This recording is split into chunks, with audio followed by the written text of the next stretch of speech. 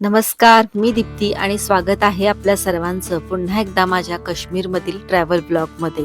आजचा काश्मीरमधील माझा 4था दिवस आहे आणि आजच्या दिवशी मी एक्सप्लोर करणार आहे काश्मीरमधील श्रीनगर. श्रीनगरमधल्या फेमस अशा डल सरोवरामध्ये आपण शिकारा राईडचा आनंद घेणार आहोत. काश्मीरमधील श्रीनगरमध्ये असलेले आशियातील सर्वात मोठे असे रंगीबेरंगी फुलांनी सजलेले ट्युलिप गार्डन पाहणार आहोत आणि श्रीनगरमधील प्राचीन पवित्र असं आदि जगद्गुरू शंकराचार्य यांचं मंदिर याला सुद्धा आपण भेट देणार आहोत. तर अशी ही श्रीनगरमधील सुंदर सुंदर ठिकाणे मी एक्सप्लोर करणार आहे, तर व्हिडिओ शेवटपर्यंत स्किप न करता नक्की पहा. श्रीनगरमध्ये सुंदर अशी बरीचशी प्रेक्षणीय ठिकाणे आहेत पाहण्यासाठी. श्रीनगरमधील हॉटेलमध्ये नाश्ता वगैरे झाल्यानंतर आम्ही निघालो श्रीनगर एक्सप्लोर करण्यासाठी. पहिल्यांदा आम्ही श्रीनगरमधील एकदम रंगीबिरंगी आणि जगप्रसिद्ध असं ठिकाण म्हणजे ट्युलिप गार्डन पाहायला आलो होतो. येथे एंट्रन्स फी आहे. अडल्टसाठी 75 रुपये आणि चिल्ड्रन्ससाठी 30 रुपये. तर हे जे गार्डन आहे ते सकाळी 9 वाजल्यापासून संध्याकाळी 6 वाजेपर्यंत पर्यटकांना पाहण्यासाठी खुलं असतं. आणि ह्या गार्डनचं वैशिष्ट्य म्हणजे हे जे गार्डन आहे ते वर्षभरातून एकदाच फक्त एकच महिना पर्यटकांना पाहण्यासाठी खुलं असतं, म्हणजे मार्च एंडिंग पासून एप्रिल एंडिंग पर्यंत.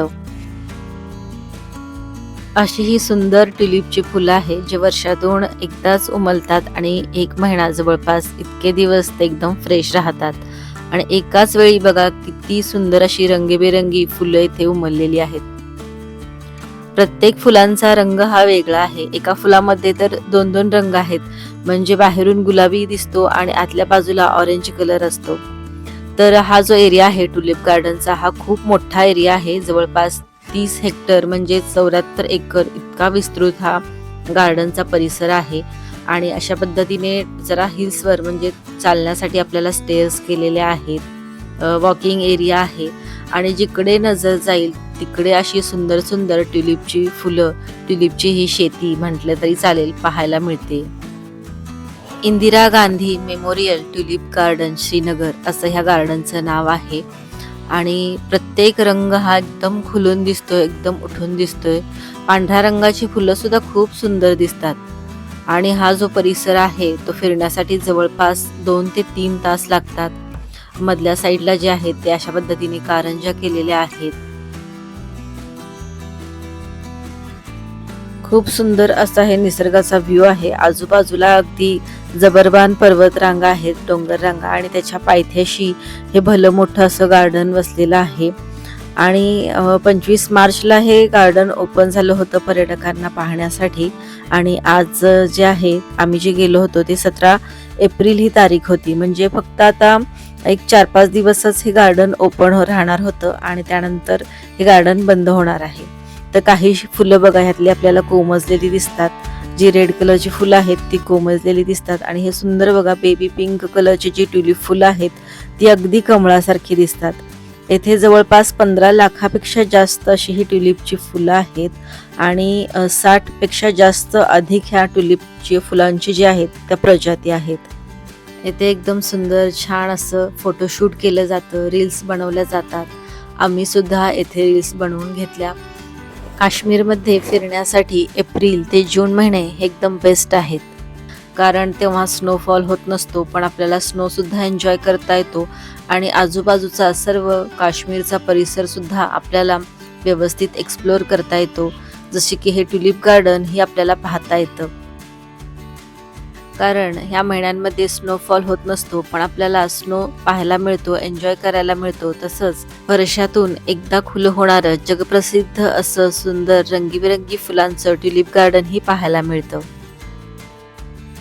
सुंदर असं ट्युलिप गार्डन पाहून झाल्यानंतर आम्ही निघालो श्रीनगरमधील प्राचीन आणि पवित्र असं आदि जगद्गुरू शंकराचार्यांचं टेम्पल पाहण्यासाठी. तर श्रीनगरपासून हे टेम्पल जे आहे ते 10 ते 11 किलोमीटर अंतरावरती आहे. आम्ही आमच्या ट्रॅव्हल्सच्या बसनी इथपर्यंत आलो आणि तिथून पुढे जाण्यासाठी आपल्याला ऑटो रिक्षा करावी लागते. तर ऑटो रिक्षाचे जे चार्जेस होते ते जाण्यासाठी 100 रुपये आणि परत रिटर्न येण्यासाठी 100 रुपये इतके होते. तर त्या आपल्या ट्रॅव्हल्सच्या गाड्या आतपर्यंत नाही सोडत. तर जागोजागी मिलिटरीचे चेकपोस्ट होते.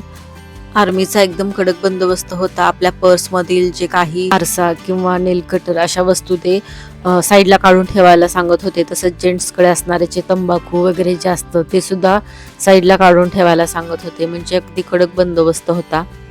आणि हे अगदी उंचावरती मंदिर आहे. जवळपास 1100 फूट जितक्या उंचीवरती हे मंदिर आहे. हे मंदिराला जाण्यासाठी आपल्याला जवळपास 250 पायऱ्या आहेत ते चढून जाव्या लागतात. आणि इतर मंदिरांप्रमाणेही ह्या मंदिराच्या पायथ्याशी असा देवाच्या पुस्तकांचा किंवा साहित्यांचा स्टॉल होता. ह्या ज्या पायऱ्यांचा चढ आहे तो एकदम असा खडा चढ होता. त्यामुळं थोड्या पायऱ्या चढल्या की दम लागायचा. आणि हा जो रस्ता आहे तो एकदम घाट रस्ता आहे. रिझर्व जंगल आहे, त्या जंगलातूनच हा रस्ता या मंदिरापर्यंत जातो. तर इथेही वरच्या बाजूलाही मंदिराच्या इथे आपल्याला मिलिटरीची आर्मीची लोक पाहायला मिळत होते. मंदिर परिसरातही भरपूर गर्दी होती, पण कंटाळा आला नाही किंवा त्रास काही जाणवला नाही, कारण इतकं सुंदर वातावरण होतं. वरच्या बाजूला एकदम उंचीवर हे मंदिर आहे. एकदम थंड हवा आणि असं प्रसन्न वातावरण होतं. दर्शनही अगदी पटपट व्हायचं. हे मंदिर जे आहे जवळपास 1100 फूट उंचावर असल्यामुळे संपूर्ण श्रीनगरचं शहर जे आहे ते आपल्याला इथून दिसतं. आणि सुंदर अशी नागमोडी वळण घेत जाणारी झेलम नदी सुद्धा दिसते. तसेच डल लेकचा सुद्धा परिसर आपल्याला इथून दिसतो. सकाळी इकडे अगदी ऊन होतं आणि वातावरण सुद्धा एकदम कोरडं छान होतं, पण दुपारनंतर एकदम काळे ढग दाटून आले होते आणि पावसाचं वातावरण झालं होतं. मंदिर खूप छान आहे. हे मंदिर अगदी संपूर्ण दगडामध्ये बनवलेलं आहे. म्हणजे आपल्याकडे जसं महाराष्ट्रामध्ये किंवा आंध्र साईडला कर्नाटकमध्ये जशी कोरीव काम केलेले नक्षीदार अशी मंदिर असतात, तसं हे मंदिर नाहीये. संपूर्ण दगडामध्ये कोरलेलं हे असं सुंदर मंदिर आहे. आणि ह्या मंदिराची रचना मला केदारनाथ मंदिराच्या रचनेप्रमाणेच वाटते. अगदी ह्या मंदिराचं प्रवेशद्वार जे आहे ते सुद्धा तशाच पद्धतीनं आहे. काही लोक जे आहेत त्या मंदिराच्या दगडाच्या फटीमध्ये जे आहेत त्या अशा पद्धतीने कॉइन्स घालायचे. आता ह्या कॉइन्स घालण्यामागचा काय हेतू होता ते माहिती नाही, पण हे खूप चुकीचं आहे. ह्यामुळे आपल्या जे प्राचीन मंदिर आहेत त्यांना खूप हानी पोचते. हे जे दगड एकमेकांवरती रचलेले आहेत त्याचा म्हणजे साचा जो आहे हळूहळू कमकुवत होत जातो. तर हे बघा किती कॉइन जे आहेत त्या आतमध्ये लोकांनी ठेवलेले आहेत. हे जे शंकराचार्य टेम्पल आहे श्रीनगरमधील हे खूप प्राचीन टेम्पल आहे. जवळपास 8व्या शतकातील हे मंदिर आहे. आदी जगद्गुरू शंकराचार्य जे आहेत ते आपल्या धर्मप्रसारासाठी काश्मीरमध्ये जेव्हा आले होते तेव्हा ते इथे बराच वेळ वास्तव्यास होते. त्यांनी येथे ध्यानधारणा सुद्धा केलेली होती. ते ज्या ठिकाणी ध्यानधारणा करत होते ती गुहा अजूनही येथे आहे आणि तिथे अजूनही दिवा वगैरे लावला जातो. आणि हे असं पवित्र स्थान आपल्याला पाहण्यासाठी दर्शन घेण्यासाठी खुलं ठेवण्यात आलेलं आहे.